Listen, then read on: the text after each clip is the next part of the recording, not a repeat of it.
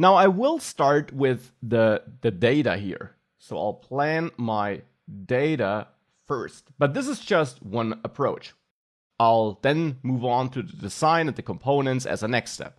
What do we need here?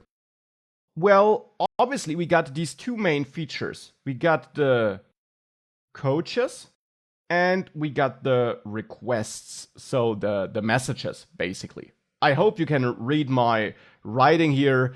I'll soon start to draw and this will not be better. So yeah, that's why I'm also talking. Hopefully we're all on the same page at the end.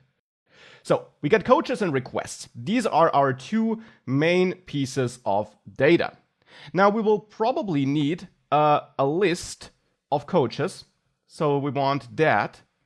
And we probably also need a list of requests, right? Because multiple requests can be sent, also multiple requests to the same coach.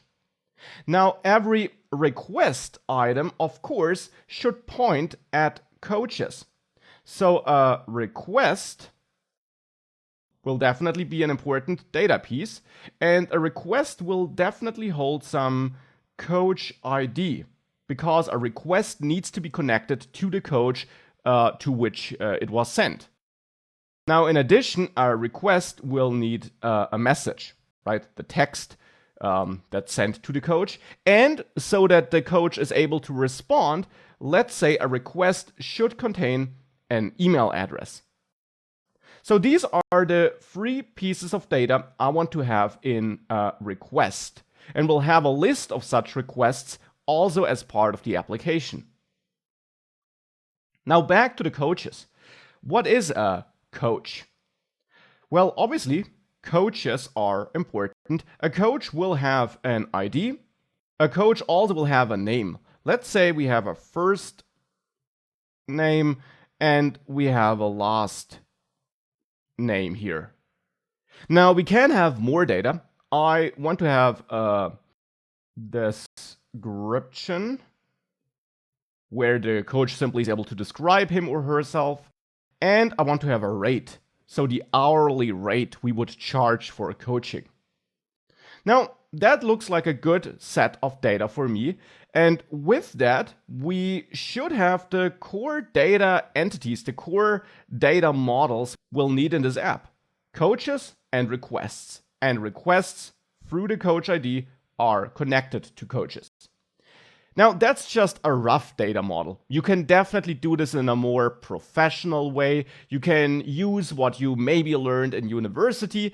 This is just a general plan, and that's how I like to start my projects. I now have a general idea of the data I'll need, and this will help me lay out Vuex later. For example, we'll probably have two Vuex modules. We'll have a module for coaches, and we'll have a module for requests. Now, of course, data, or planning data and planning Vuex, is not just about planning the data we want to store. It's also about planning our getters, our actions, our mutations. So, regarding the getters, it will be straightforward. We want a getter to fetch all coaches and a getter to fetch all requests.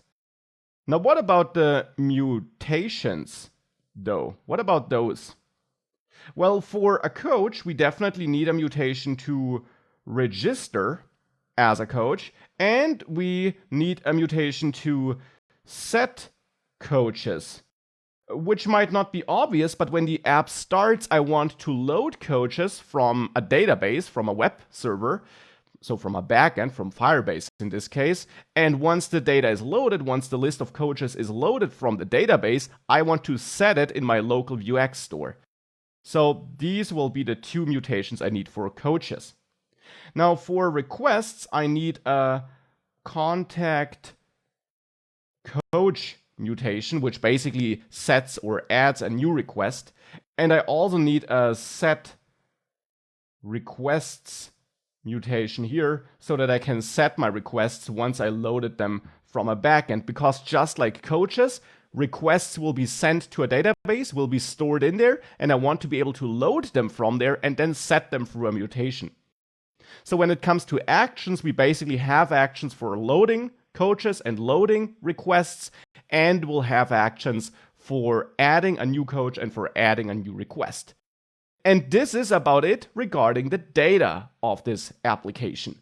Now let's move on to the layout, the components, and also the routes we are going to work with.